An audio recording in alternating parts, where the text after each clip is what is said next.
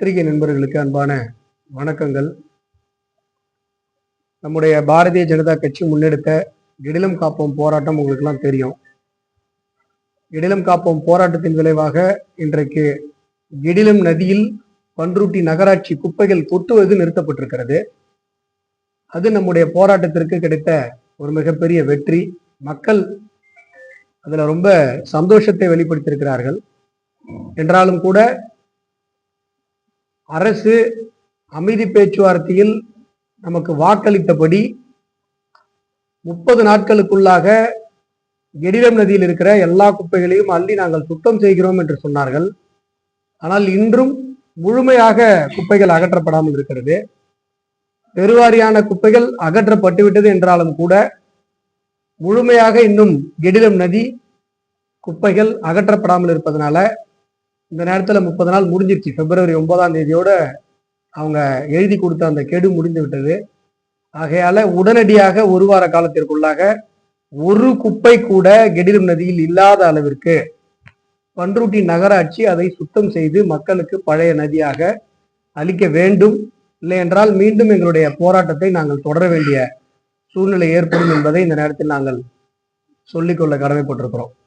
ஏற்கனவே உங்களுக்கு தான் தெரியும், நான் பத்திரிகையாளர் சந்திப்புல உங்களை சந்திக்கும் போது சொல்லியிருந்தேன், பன்ருட்டியில 10 மணிக்கு இரவு 10 மணிக்கு கடைகளை எல்லாம் மூடுவதற்கு காவல்துறை வலியுறுத்துகிறது. இது தேவையில்லாத செயல். பன்ருட்டி என்பது ஒரு பண்டைய ஒரு வாணிப தலைநகரம். அதனாலதான் பன்ருட்டி, பண்டூர்னா பழமையான ஊர், பண்டமாற்று முறை நடந்த ஒரு ஊர். அதனாலதான் பன்ருட்டி, பண்டூர், பண்டூர்னா பழமையான ஊர்னு அர்த்தம். அப்படி காலம் காலமாக வியாபாரத்தினுடைய ஒரு தலைநகரமாக இருக்கிற பன்ருட்டியில 10 மணிக்கு மேல கடையை மூடணும்னு சொல்றது வியாபாரிகளை பாதிக்கிறது, உணவகங்களை பாதிக்கிறது. பன்ருட்டியில பெரிய ஆஸ்பத்திரி இருக்கு, நோயாளிகளை பாதிக்கிறது. அதனால 10 மணிக்கு மேல கடையை மூட சொல்லி காவல்துறை வலியுறுத்த கூடாதுன்னு நம்ம ஏற்கனவே சொல்லியிருந்தோம். ஆனா இப்ப பாருங்க, தொடர்ந்து காவல்துறை 10 மணிக்கு மேல கடையை போட்டு சொல்லி கம்பல் பண்றாங்க. ஆனா தொடர்ந்து திருடு நடந்து கொண்டிருக்கிறது. உங்களுக்கு தெரியும், 2 தினங்களுக்கு முன்பாக கூட நகராட்சியில 4 ரோட்டுக்கு பக்கத்திலே ஒரு திருட்டு நடந்தது. அப்போ காவல்துறை எதற்காக இந்த கடைகளை 10 மணி வரை 10 மணிக்கு மூட சொல்லுது? இரவு 10 மணி திருடர்களுக்கு 11 மணி திருடர்களுக்கு ஆதரவாக சூழ்நிலையை உருவாக்க வேண்டும் என்று காவல்துறை நினைக்கிறதா? இரவு நேரங்கள்ல கடைகள், டீ கடைகள், வியாபார தலங்கள் இருக்கிறது அப்படின்னு சொன்னா ஆட்கள் நடமாட்டம் இருக்கும். குறைந்தபட்சம் டீ சாப்பிட்றதுக்காக ஜனங்க வருவாங்க. திருடங்களுக்கு ஒரு பயம் இருக்கும், சரி ஆள் நடமாட்டம் இருக்குன்னு. நீங்க 11 மணிக்கு எல்லா கடையும் மூடிடுறீங்க, ஊர் வந்து வெறிச்சோடி போயிருது, திருடர்களுக்கு வசதியாக போயிருக்கு. ஆகையால மீண்டும் வலியுறுத்துகிறோம், இரவு நேரங்களில் நீங்க வந்து டீ கடை இல்ல ஹோட்டல் இந்த மாதிரியான அத்தியாவசியமான கடைகளை திறந்து வைப்பதற்கு காவல்துறை அனுமதி அளிக்க வேண்டும்.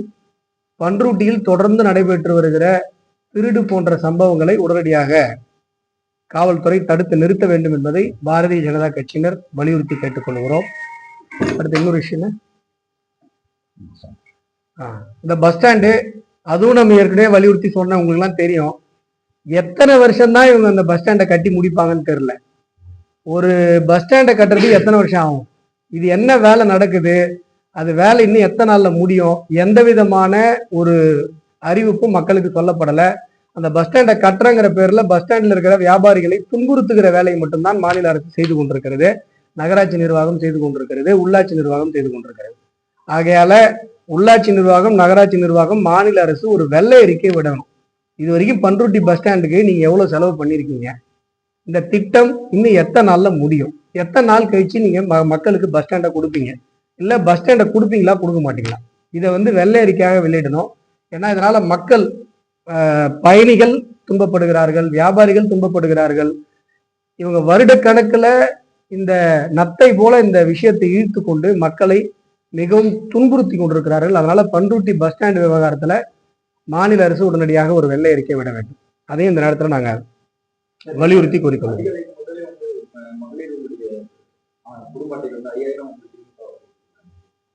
5000 இல்லைங்க, 50,000 போட்டாலும் இந்த தடவை திமுகவுக்கு மக்கள் ஓட்டு போட மாட்டாங்க. இந்த 5000த்திலே வந்து பாத்தீங்கன்னா அவர் என்ன சொல்றாருன்னா 3 மாசத்துக்கு 1000 ரூபா, பிப்ரவரி, ஜனவரி, மார்ச்சுக்கு. அப்புறம் கோடை காலத்துக்கு 2000 ரூபா, மாசம் 1000 ரூபாய 5 மாசத்துக்கு நாங்க வந்து கொடுக்குறோம் அப்படிங்கிறாரு. இப்ப ஜனங்க என்ன கேட்கறோம் அப்படின்னா, 2.5 வருஷம் நீங்க கொடுக்கல, அந்த 2.5 வருஷத்துக்கு காசு அப்ப என்னாச்சு? அதனால அந்த 2.5 வருஷத்துல நீங்க வந்து அந்த காசை முதல்ல எடுத்து வைங்க. 32,000 ரூபாய் நீங்க முதல்ல எடுத்து வைங்க, அதுக்கப்புறம் மிச்சத்தை பேசுங்கன்னு சொல்லி இப்ப ஜனங்க கேட்கிறாங்க. அதே போல மு.க. ஸ்டாலின் அவர்கள் நேற்றைக்கு இந்த அறிவிப்பை வெளியிட்டு விட்டு ஒரு விஷயம் சொல்றாரு. நாங்க மாசம் 1000 ரூபாய் தருவதை மத்திய அரசு தடுக்க நினைக்கிறது அப்படின்னு சொல்றாரு. எவ்வளவு ஒரு மோசமான ஒரு விஷயம். ஒரு சிஎம் இப்படி பேசலாமா? அதாவது எலெக்ஷன் அனௌன்ஸ் ஆயிடுச்சு அப்படின்னு சொன்னா மாடல் கோட் ஆஃப் கண்டக்ட் வந்துடும். மாடல் கோட் ஆஃப் கண்டக்ட் அப்படிங்கிறது எலெக்ஷன் கமிஷன் போடுறது, மத்திய அரசு போடுறது இல்லை. மாநில அரசு மட்டுமல்ல, மத்திய அரசும் எந்த திட்டங்களையும் செயல்படுத்த முடியாது. அப்படி இருக்கும்போது மக்களை ஏமாற்றுகிற விதமாக நயவஞ்சகமாக மத்திய அரசு 1000 ரூபாய் கொடுக்கறது தடுக்குது அப்படின்னு சொன்னா என்ன நியாயம்? நீங்க இத்தனை நாள் 1000 ரூபாய் கொடுத்தீங்களே, அதுலயே மத்திய அரசு பணம் இருக்கிறது. மத்திய அரசு கொடுக்குற பணத்தையும் சேர்த்துதான் நீங்க 1000 ரூபாய் கொடுக்குறீங்க. அப்படி இருக்கும்பொழுது எலெக்ஷன் நேரத்துல நயவஞ்சகமாக மாடல் கோட் ஆஃப் கண்டக்ட் வர்றத மத்திய அரசு 1000 ரூபாய் கொடுக்கறது தடுக்க நினைக்குது அப்படின்னு சொல்லி மோசமாக பேசுகிற ஒரு முதலமைச்சர், நயவஞ்சகமாக பேசுகிற ஒரு முதலமைச்சர் தமிழகத்திற்கு கிடைத்தது தமிழக வரலாற்றில் தமிழர்களுக்கு ஒரு சாபக்கேடு என்றுதான் நினைக்கிறேன். ஏன்னா இவ்வளவு மோசமான நயவஞ்சக அரசியலை இதுவரை தமிழகத்தில் யாரும் செய்தது கிடையாது.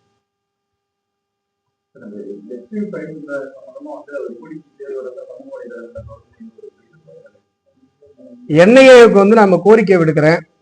சமூக வலைதளங்கள்ல எப்ஸ்டீன் ஃபைல்ஸ் விஷயமாகவும் பாரத பிரதமர் நரேந்திர மோடி அவர்களையும் தொடர்பு படுத்தி அவதூறு பொய் செய்திகளை பரப்புபவர்களை உடனடியாக கைது செய்ய வேண்டும் என்ஐஏ. ஏன்னு சொன்னா எப்ஸ்டீன் ஃபைல்ஸ் விவகாரத்துல ஒரு இடத்துல கூட பாரத பிரதமர் நரேந்திர மோடி அவர்களுடைய பெயர் வரவே இல்லை. இது வந்து தேவையற்ற அவதூறுகள் பரப்பப்படுகிறது. இப்போ வந்து ட்ரம்ப் அவர்களுக்கு பயந்துகிட்டு தான் வந்து ரஷ்யாவில் எண்ணெய் வாங்குறது நிப்பாட்டாங்க. அது எப்ஸ்டீன் ஃபைல்ஸை தொடர்பு படுத்தினா பேசுறாங்க. ரொம்ப அபாண்டமானது, அருவருக்கத்தக்க ஒரு கேவலமான அரசியல் இது. தொடர்ந்து இது தமிழகத்தில் ஒரு சில யூடியூபுகள் வாயிலாகவும் சில அவதூறு பரப்புபவர்கள் மூலமாகவும் பரப்பப்பட்டு வருகிறது. இது அருவருக்கத்தக்க ஒரு செயல். ஏன்னு சொன்னா 50% டேரிஃப் போட்டப்பயே ரஷ்யாவுடைய தூதர்கள் டெல்லியில சந்திக்கும் பொழுது, பத்திரிகையாளர்களை சந்திக்கும் போது ரொம்ப தெளிவா சொன்னாங்க, எங்களால ஒரு அமெரிக்கா இந்தியா ரிலேஷன்ஷிப்ல ஏதாவது பிரச்சனை வருதுன்னா நீங்க ஆயில் வாங்குறதை நிப்பாட்டிக்கலாம், அதை ரஷ்யா நாங்களே ஒத்துக்கிறோம்னு சொன்னாங்க.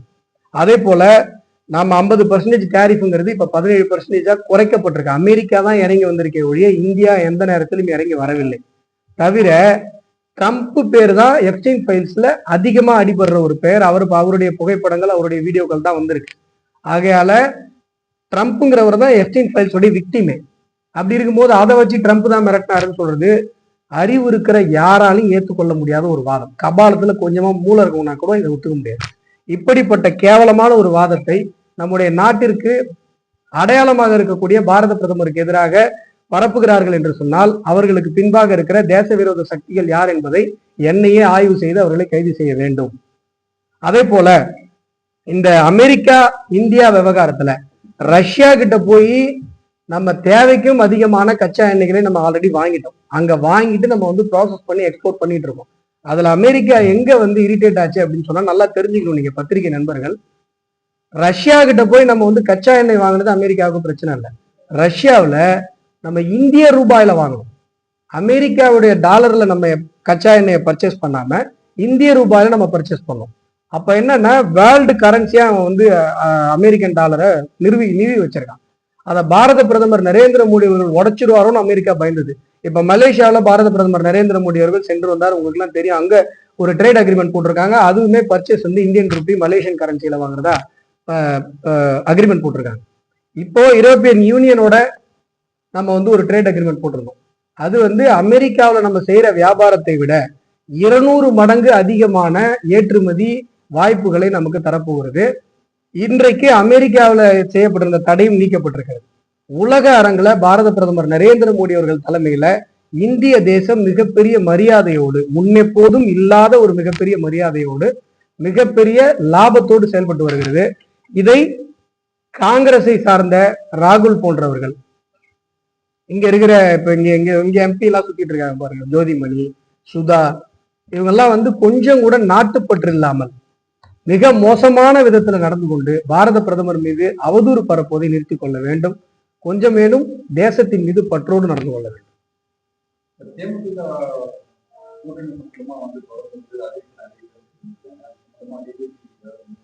கூட்டணி சம்பந்தமான எந்த கேள்வியா இருந்தாலும் எங்களுடைய மாநில தலைவர் நயினார் நாகேந்திரன் அவர்கள்ட்ட தான் நீங்க கேட்கணும்.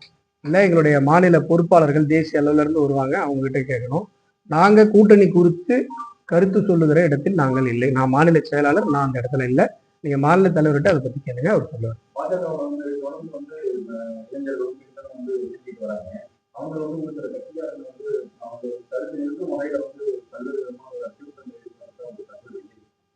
இல்ல, பிஜேபியில இருக்கிறவங்களுக்கு அச்சுறுத்தல்ன்றது ஒரு 5 வருஷமா இருந்துட்டு தான் இருக்கு. ஏன்னா வந்து 5 வருஷத்துல திமுகவுடைய பொய் வழக்குகளில் அதிகம் கைதானவர்கள் நாங்க பாஜக காரங்க தான்.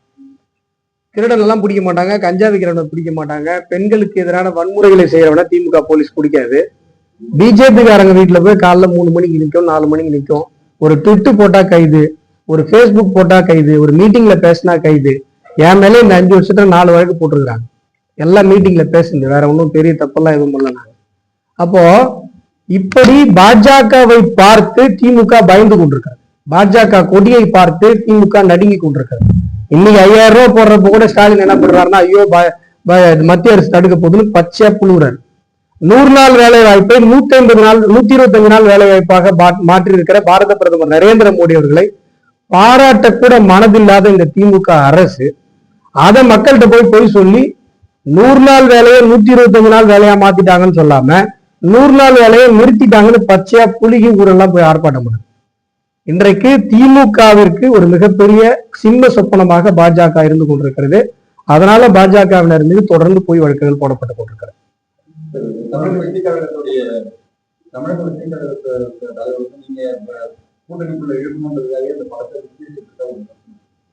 எந்த படத்தை? அந்த படத்தையே எல்லாம் மறந்துட்டாங்க பிரதர். அவரே மறந்துட்டாருன்னு நினைக்கிறேன். நீங்க தான் இன்னும் ஞாபகம் வச்சுட்டு இருக்கீங்க. அப்படியா? இல்லைங்க, அதாவது தணிக்கை குழு அப்படிங்கிறது ஒரு அட்டானமஸ் பாடி. அட்டானமஸ் பாடி எடுக்கிற எந்த முடிவிலும் கோர்ட்டே தலையிட முடியாது, மத்திய அரசு தலையிட முடியாது. இவங்க 45 நாள் அதுக்கு வந்து டைம் விட்டு அப்ளை பண்ணிருக்கணும். இவங்க பண்ணது தவறு.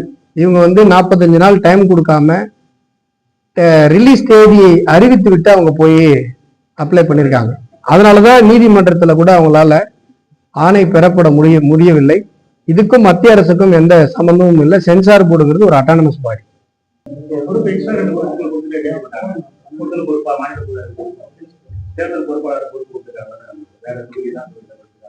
யாருக்கு? எனக்கா? அதாவதுங்க, இது வந்து சுற்றுப்பயண பொறுப்பு, அது வேற இது வேற. பண்ருட்டியில நான் வந்து தொகுதி பொறுப்பாளராக இருக்கிறேன். சுற்றுப்பயண பொறுப்பு என்று தனியாக தரப்பட்டிருக்கிறது. சுற்றுப்பயண பொறுப்பு என்று தனியாக தரப்பட்டிருக்கிறது. மாநில அளவில் இருக்கிற மாநில பொறுப்பாளர்கள் எல்லோருக்கும் அது மாதிரி தரப்பட்டிருக்கிறது. அது மாதிரி சுற்றுப்பயண பொறுப்பு எனக்கு சிதம்பரத்திற்கும் ஜெயங்கொண்டத்திற்கும் தரப்பட்டிருக்கு. அங்க இருக்கிற கட்சி கட்டமைப்புகள், தேர்தலுக்கு எந்த அளவிற்கு அந்த தொகுதி தயார் நிலையில் இருக்கிறது என்பதை எல்லாம் ஆய்வு செய்து அதை சரி செய்ய வேண்டிய பொறுப்பும் இருக்கிறது. நான் மாநில செயலாளர் சார், 234 தொகுதியும் எனக்கு பொறுப்பு இருக்கு. அப்படிலாம் எந்த பூசலும் கிடையாது. இல்ல இல்ல இல்ல இல்ல, அதாவதுங்க, எந்த இடத்துலயுமே வந்து பிஜேபியில பூசல்னு ஒண்ணு கிடையாது. பத்திரிகைக்காரங்க பிஜேபி ரொம்ப உன்னிப்பா கவனிக்கிறீங்க. அதனால ஏதோ பிரச்சனை இருக்கிற மாதிரி உங்களுக்கு ஏதாவது இல்ல இல்ல ஒண்ணும் இல்ல. இப்ப நீங்க இல்ல, அறிவாலயத்துல 1000 விஷயம் நடக்குது, ஏதாவது நியூஸா வருதா? ஆனா கமலாலயத்துல எந்த ஒரு விஷயம் நடக்காம இருந்தா கூட, சார் பாருங்க இவர் உள்ள போறாரு, மாநில செயலர் உள்ள போறாரு, மாநில தலைவர் உள்ள போறாரு, அமைச்சர் உள்ள போறாருன்னு லைவ்ல காட்டுறீங்க. அறிவாலயத்துல யார் யார் உள்ள போனான்னு காட்டுறீங்களா? ஏன்னா நாங்க பேசு பொருளாக இருக்கோம். பாஜகவை பற்றி பேசுனா வியூஸ் கிடைக்குது, மக்கள் பாக்குறாங்க, டிஆர்பி ரேட் அதிகமாகுது. இவ்வளவு நாள் கமலாலயம் மட்டும் தான் கேமரா இருக்கு, இப்ப ஆர்எஸ்எஸ் காரியாலயம் முன்னாடியே கேமரா வந்து. அதனால நீங்க ரொம்ப உன்னிப்பா கவனிக்கிறதுனால இந்த மாதிரிலாம் உங்களுக்கு இல்ல இல்ல இல்ல. கிருஷ்ணமூர்த்திக்கு வந்து நாங்க குறிஞ்சிப்பாடி, கடலூர் இந்த பகுதியில நிறைய வேலை கொடுத்துருவோம். அதனால அவரால் பண்ருட்டி விருத்தாச்சலம் பக்கத்துல வர முடியல, அதான் விஷயம். நாங்க நடக்கிற உள்ளரங்க கூட்டத்துல நிறைய டைம் வந்துருக்காரு. ஆமா, நான் இப்ப பண்ருட்டில போட்ட மீட்டிங்ல வந்தாரு, வந்து பக்கத்துல உட்கார்ந்தாரு. அதனால அந்த மாதிரி எல்லாம் எதுவும் இல்ல. நீங்க தொடர்ந்து பாஜகவை தொடர்ந்து கவனித்துக் கொண்டிருக்கிற காரணத்தினால இந்த மாதிரி எல்லாம் உங்களுக்கு தோணுது.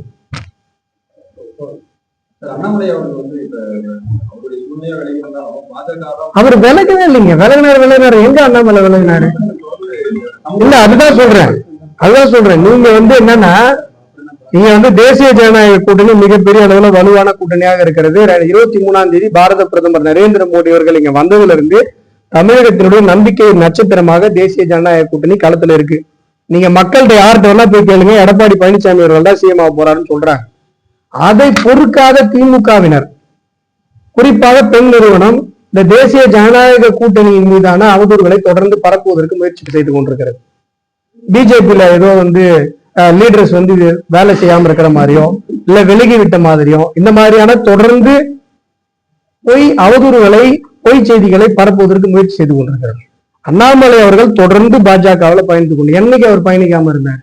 முன்னாள் தலைவர்கள் எல்லோருமே இங்க தொடர்ந்து ஆக்டிவா வேலை செஞ்சுட்டு தான் இருக்காங்க. அண்ணாமலை அவர்களும் தொடர்ந்து வேலை செஞ்சுட்டு இருக்காரு.